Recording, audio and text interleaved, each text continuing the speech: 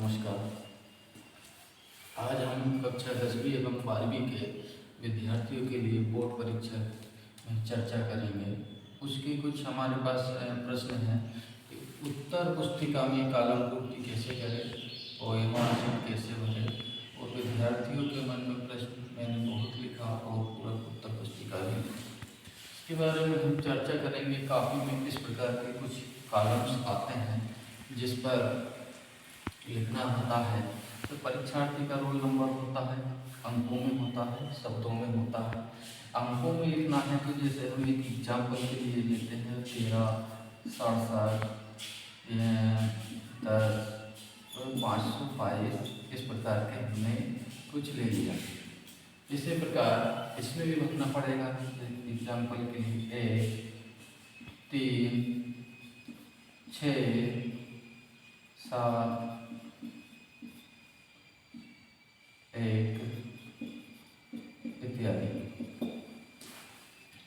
अब विषय कोड आता है तो विषय कोड हमारे को देखने के लिए हमारे जो प्रवेश पत्र रहता है, प्रवेश पत्र में सब कुछ चीज रहती है। इसके लिए हम एक चीज लिख देते हैं, एज पर एडमिट कार्ड। जितनी भी चीजें हैं वो हमारे एडमिट कार्ड में हमारे को देखने को मिलेगी। अब विषय कोड जैसे मान लिया हम 001 लिख देते हैं, परीक्षा का माध्यम हम लिख देते हैं, यहाँ पर हिंदी लिख देते हैं, हिंदी लिख दिया। अब फिर पूरक उत्तर पुस्तिकाओं की संख्या आती है तो यहाँ पर आप अभी कुछ भी नहीं करें।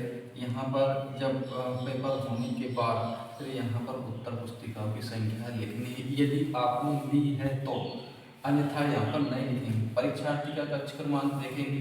परीक्षार्थी जिस कमरे में बैठा उसके बोर्ड के सामने कक्ष क्रमांक लिखा रहेगा, वहाँ पर आपको यहाँ पे कक्ष क्रमांक डालना है। यदि 2 नंबर कक्ष क्रमांक है या 1 नंबर है तो यहाँ पर अपने को 2 नंबर डाल देंगे। इसी प्रकार परीक्षा का दिनांक लिखना है। जैसे मान लिया कि परीक्षा का दिनांक 10/1/22 है तो इस प्रकार हम लिख देंगे। ये हमारी कॉलम पूर्ति हो जाएगी। उसके बाद एक साइड हमारी कॉपी पर ये लिखा रहता है, जैसे प्रश्न क्रमांक, पृष्ठ क्रमांक, प्राप्तांक। ये इस कॉलम पूर्ति को हम ना करें क्योंकि ये एक हमारा काफी चेक करने वाले व्यक्ति यहाँ पर भरते, इसलिए इस कॉलम पूर्ति को ना करें। रेडी। हाँ, दूसरा प्रश्न आता है हमारा ओएमआर शीट कैसे। ओएमआर शीट में इस प्रकार के विभिन्न प्रकार के कॉलम आएंगे। इस प्रकार में आपको भरना है। इनमें क्या भरना है ये आपके प्रवेश पत्र में लिखा रहेगा। आपको आपके प्रवेश पत्र के अनुसार ही आपको भरना है। आपके प्रवेश पत्र में जो लिखा है उतने ही कॉलम की पूर्ति आपको करना है। जैसे विषय लिखा है तो आप विषय का नाम लिख दो। जैसे बायोलॉजी है आप तो बायोलॉजी कर दो। विषय कोड जैसे मान लिए कि 231 है 231 कर दो। परीक्षा का दिनांक 10/1/2023 कर दो। या परीक्षार्थी का नाम जैसे किसी का भी प्रवेश पत्र में जैसे आपको यहाँ पर नाम वैसा ही भरना है जो आपके प्रवेश पत्र में नाम है। यदि सरनेम लगा हुआ है तो सरनेम लगाएंगे, अन्यथा नाम लिखते हैं। हम एक एग्जाम्पल ले रहे हैं, जैसे लिखना हमारे को कैसा KESHAB इतना है तो इसके बाद यदि ये कॉलम है तो हम यहाँ पे टच कर देंगे। इसके बाद हमारे को कुछ नहीं होगा। अब यहाँ पर हमारे को नीचे और एक शब्द दिए रहते हैं ABCDEFGHIJK।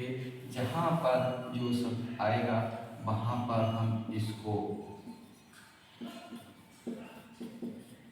यहाँ पर जाएंगे और जिस लाइन में जो शब्द आएगा वहाँ पर हम उसको इस प्रकार का गोला कर देंगे।